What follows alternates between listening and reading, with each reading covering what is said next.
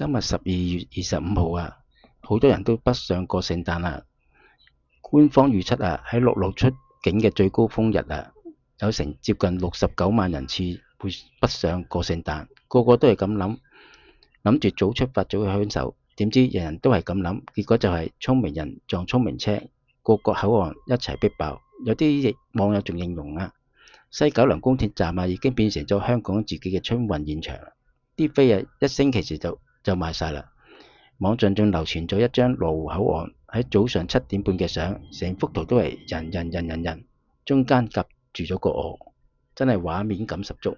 仲有講笑話，福田口岸有100萬人，雖然誇張少少，但係深圳邊境預測福田口岸聖誕假期啊，日均流量真係會超過22萬人㗎，都咪話唔誇張啊！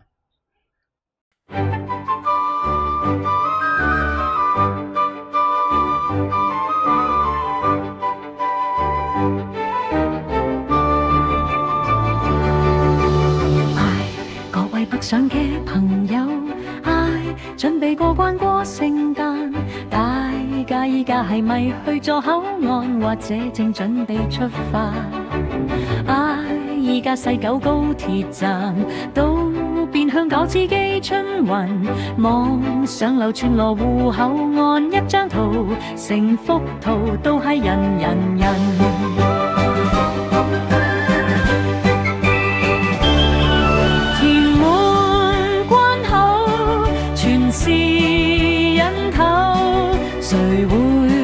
真正知排隊容易，煩惱過關全為人頭，圓滿的過關問誰可以？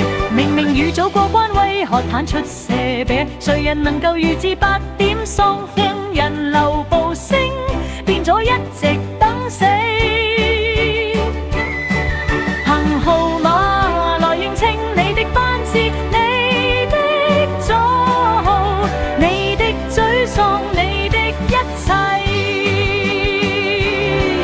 人在關口有許多怪事，看看屏幕裏間控機。